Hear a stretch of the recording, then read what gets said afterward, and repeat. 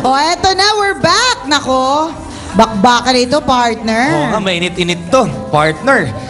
Makakapaghubad tayo na ito. Ang init. Sino ba naman kasi nasabi siya mag-blazer? Oo.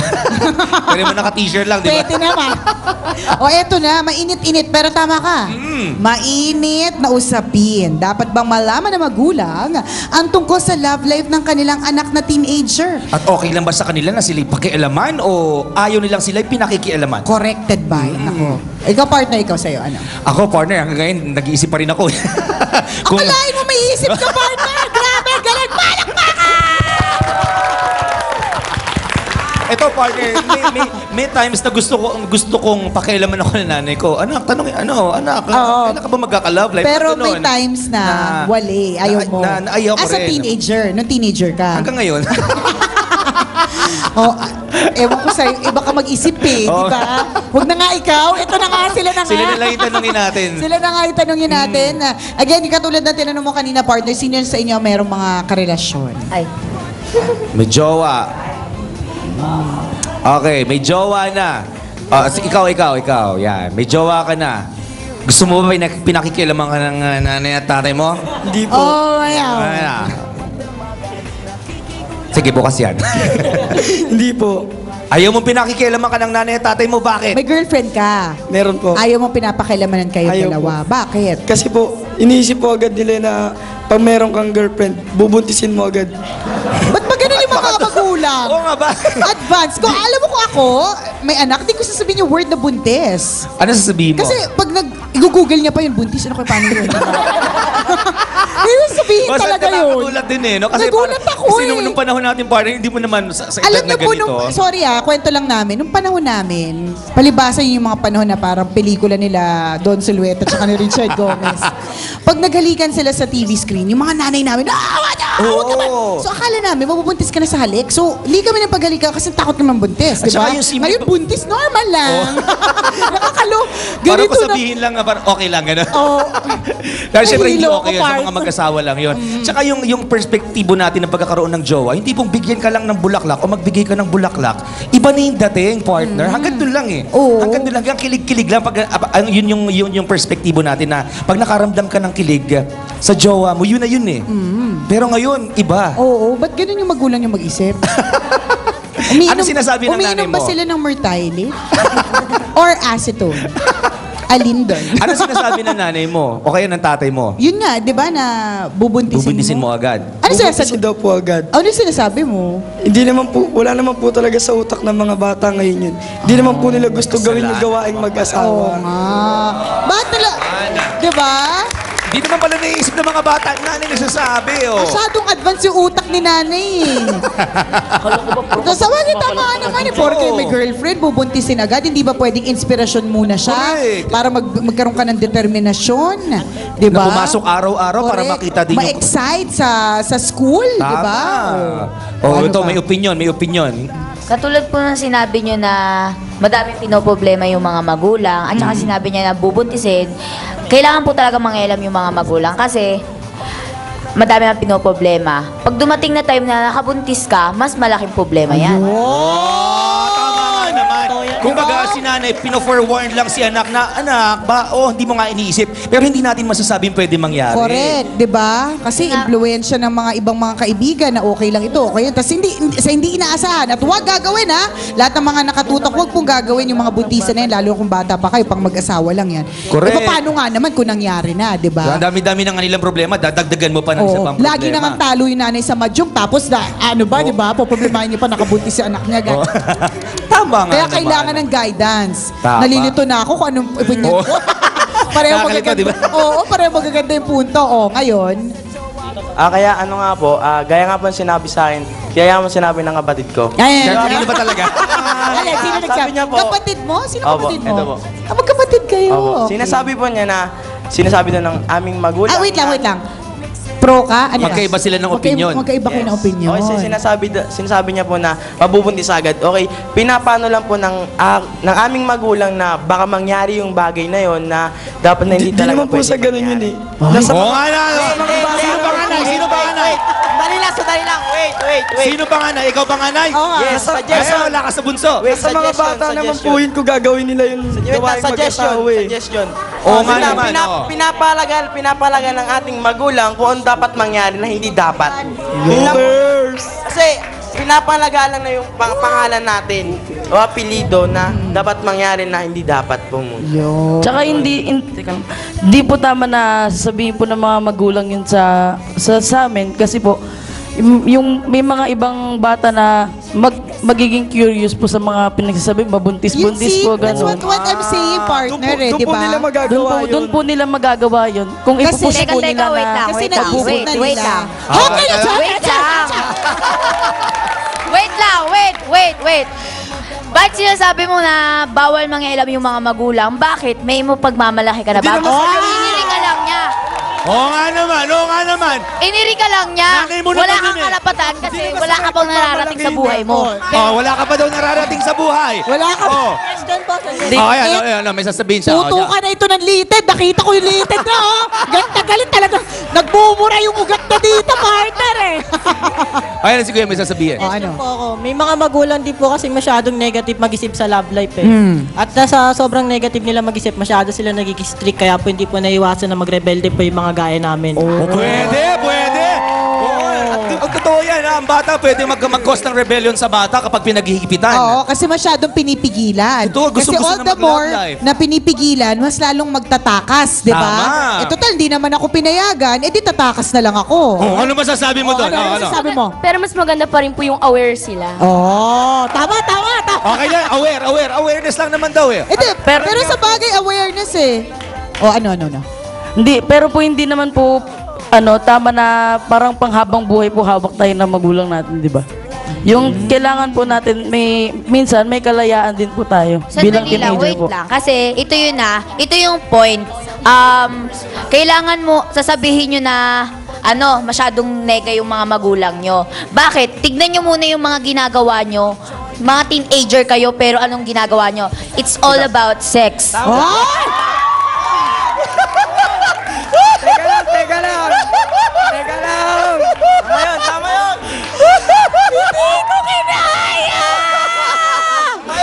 Grabe! Wait lang, ah. Umurong yung damit ni Nicole. Hindi ko kinaya na imagine ko yung anak ko. Ito ng generation niya, paano na yung susunod?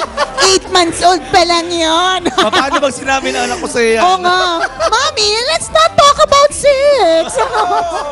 Patay tayo, nahulog yung cellphone ko. Pero Nakakaloka. paano nga kung gano'n, di ba? Na, ano sasabihin ko? Oo nga. Nagulantang Inuusap mo ka. kasi ko eh. Wag mo kong utusan.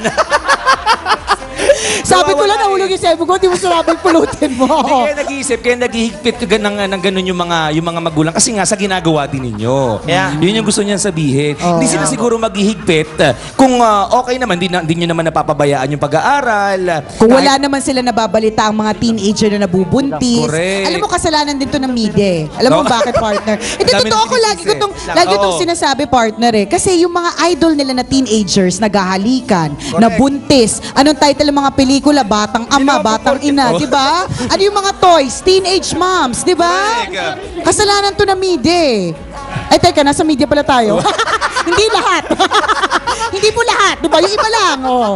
Kakaloka. Kasi may gusto ulit sabihin. Oh. Okay, kaya nga po nang sinabi po niya na sex agad. Okay, ano na po sa kabataan ngayon na may naghahalikan na kahit bata pa lang. Ganun ba talaga? May kissing scenes My na. God. Alam mo naman po mga kabataan po ngayon, lumalabas na ganito may nangyayari natin. Kaya inaano lang po ng mga magulang. Seryoso yan? Yes. Gosh! Hindi ko kinakaya. Yes, ano po, yun na po kasi yung generation po ngayon para sa kabataan. Medyo kahit sila na kiss na agad, di ba po? Ha? Oh, yun na po yung nangyayari ngayong kabataan.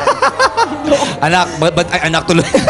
Kaya dapat Partner. dapat po talaga mga Mag-guide. sa aming relasyon for guide. Kasi Guide. nga, yung inopen niya na topic na it's the in thing today na hindi dapat hindi pa rin ako go dyan. Yun seryoso. Oh Na my hindi God. dapat po mangyari. Graduate ako, partner, wala akong alam. Hindi, college. Wala akong alam sa mga bagay na yan. Tapos ito, 12 years old yung mga kausap ko, ang daming alam. Talo ka. Uy, hindi ko kinakaya. Ay, hilo ko. May gusto ulit sabihin. Ano po, di naman, yun nga po, sex, yun nga po. Hindi naman lahat po ng magkarelasyon, ginagawa po yun. Tsaka po yung... Tsaka di talaga dapat gawin. At wag Hindi talaga. naman talaga dapat gawin. Hello, Tsaka po, kaya lang po naman siguro nasasabi ng mga magulang yun. Kasi po yung, ano po yun, depende po sa mga naipapakita yung action sa kanila, di ba? Tama. Hindi makikialam ang Hindi naman magulang kung makikialam. alam mong matino kang bata. Oo. Ang punto nila, di ba? Parang... Tsaka po, Hindi bakit naman ka pa- lahat yun ang iniisip. Opo. Tsaka po, bakit ka pa po naging tao kung di mo ipaglalaban ng karapatan mo, di ba? Wow. Eh di sana. Big word. Tama naman. Oh. Eh di sana naging plancha ka na lang. Di ba? Kung hindi mo din lang bibigay ang kalayaan ko, Correct. Eh di sana, paperclip na lang ako. Di ba? Wait, Mas may silbi pa po ako, inay. wait. Nakaka-lurk. kaya si Jessa may gustong sabihin. Eh bakit matatakot ka na pakialaman ka kung alam mo sa sarili mo na wala kang ginagawa? Yun naman. Oo nga naman. Oo nga naman. Wait. Magiging malaya ka naman kung wala kang ginagawang masama. Oo nga. Oo. Anong point nung ipaglalaban mo pero mali ka naman talaga, di ba? Oo nga naman. Ipaglaban mo kung tama ka, pero kung mali ka, tanggapin mo na magiging mali ka at wala kang mararating sa buhay mo pagdating sa araw na kailangan mong Hindi naman Maganda na yung una eh. Maganda na yung una eh. Yung mga huli, parang nakainom na eh. Kasi si Mr. Genius may gusto sabihin. Genius. Kahit wala naman, napilitan. Hello. Oo nga po, minsan nabibigay sila ng guidance, pero minsan po masyado na sila nangangailam. Yung minsan po na sinasabi na breakan mo na yan, masama yung ginagawa niyan. Siyempre iba po iisipin namin. Oo nga naman nakaka-hurt yun, partner. Minsan lang kung Kaya mag-explore po ka lang minsan may nagre-rebelde kaya yung gusto lahat nasusunod namin pero ano pa eh. Kapatid mo to. Pero to, minsan nakakapag-asaside ng bata pag hindi natin nararamdaman nila, nagkaroon ng crush. Tapos pipigilan. Pipigilan agad. Oh, break na kayo. Kunyari, tuwa naman kayo na magkaibigan o nagkaroon ng crush sa isa't isa. Iba-ibang mag-isip talaga yung magulang. Yun ang puro tulo dito. Kaya minsan, feeling nila nasusuppress yung damdamin ng bata. Hindi sila nagkakaroon ng freedom. Kasi sila nagiging rebelde. Parang ganon. Last 2 minutes na. Sinong huling gustong mga magsalita? O sige. Si Bunso. Ay, di pala. Yung pala yung kapatid. Sige. Paano po kami matututong tumayo sa sarili naming mga paa kung palagi na lang po sila nakikialam sa mga desisyon na ginagawa namin? Oo nga naman. Nakakaloka. 13 years old, tatayo na kaagad sa sariling paa. Pero sa bagay mga bata kasi na gusto mag-explore sa sarili nilang sikap. Di ba? Na hindi naman kailangan pigilan. Tama. Nagsisariling sikap. Ang pangit pakinggan. Game. Paano naman kung hindi mo alam na hindi mo Lakas makahawa, no? Paano pag hindi mo alam na nadapa ka na pala at tinuturuan ka na ng magulang mo na bumangon? Kasi may times na akala mo tama na yung ginagawa mo, Tama. pero sa mata ng magulang mo mali. Tama. At saka ito pa ha, Ako, napakinggan natin. Babawi. paano ka tatayo sa sarili mong paa kung wala yung magulang mo? Paano ka mabubuhay? Bakit may trabaho ka na ba? Ayan na nga. Oo nga naman. May patayo-tayo pa. Sino ba nagsabi ng sariling paa dyan? Ikaw kasi, sinabi mo pa yun eh. Joke lang. Para saan pa po yung quotation na try and try until you succeed kung hindi mo susubukan yung mga kakayahan mo, Kung may nagsusuppress na. kung meron nang pumipigil sa'yo. Sayang at ginawa pa nga naman yung try and try until you succeed. Ba't pag ginawa yun, di ba? Oo. Pero, mali yun. Collect and then select. Yan. Yun ang mas importante. Hintay-hintay din. Mas maganda kung nasa tabi mo palagi yung magulang mo kasi lagi siyang supportive sa'yo. Di ba? Tama. Pero paano naman yung quotation na once decided, there's no turning back? Ano yun? Explain mo nga. Explain with feelings. Labanan na pala ng quotation. Game. Ayan. Uy. Ayan, Bata. Yung 20 Lalabas ka years ng old. konti, hindi ka kita. Ah, sige. Paano naman po kung sasabihin ng magulang na may crush siya sa eskwela, tapos sabihin na breakan mo na yan. Pag sinabi naman po na ng anak na, paano ko naman po be-breakan kung hindi pa naman po kami. Ganun ka-advance talaga yung nanay, di ba nga sila? Oo nga eh. Break agad. Crush pa lang naman. At minsan di alam ng mga magulang na gano'n yung tunay na eksena. Ano? Break agad, di ba nga naman sila? Kaloka. Oh, game. Sige. Kaya mayroong linyang once decided, there's no turning back kasi yung linyang yung ginawa ka para panindigan mo yung decision ng mga ginagawa mo sa buhay mo. Hindi yung Paano naman yung mga iba na nahilis sa landas? Oh, nalihis na landa. Paano mo may ibabalik yun? Oh, yan na. Paano mo may itatama? Oh. Kaya nga tayo nagkakamali kasi nga nobody's perfect, di ba? Oo nga yun. Oh, maganda yung quotation. No, Pero- madaling intindihin. Labanan ng kotasyon. Grabe. Kaya nga tayo gumagawa ng paraan para maitama, di ba? Oo nga naman. What? Tapos na ang oras, partner. Wah! Sasabihin.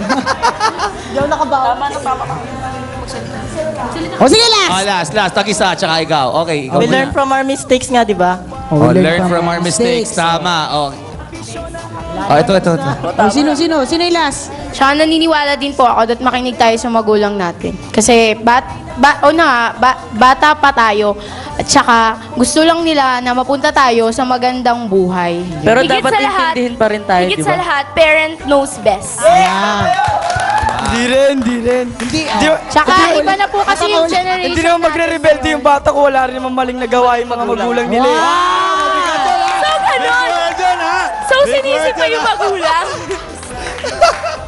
Hindi matatapos ang usapin na ito, mga kabisyo. Bakit mo gagayahin yung magulang? Alam mo palang mali. Di ba? Oo nga naman. May sinabi ba kami gagayahin mo yung magulang mo? Kung alam mong mali yung magulang mo, itama mo. Kung alam mong mali ka, itatama ka ng magulang mo. Dahil first honor ka na. Dahil dyan, itigil na natin to! Magaling. Palakpakan natin ang isa't isa. Parehong may pinupunto, parehong Oo nga. mabigat na kanilang sinasabi, partner. Ang galing ninyo. Considering tatalino nyo. 12, 13, 14 years old. Very good, di ba? Salamat sa mga students ng Feljon Academy. We had a great time. It was a good discussion. Salamat at paglabas ng doors ng studio ng DZRH, walang sapakan, na. Magkakaibigan pa rin, magkapatid pa rin, na. At ang importantations, huwag mambubuntis, huwag magpapabuntis, mag-aral ng maigi, ha? Yun ang mahalaga kasi mahirap ang ginagawa ng mga magulang na nagpapaaral ng mga anak. Yan. Tama. And pasalamatan din natin, partner, mga teachers nila na kasama natin. Thank you very much, sir, ma'am. Salamat po sa pagsama kay mommy. Ayan, sa mga parents na kasama. Maraming salamat po. Students, thank you.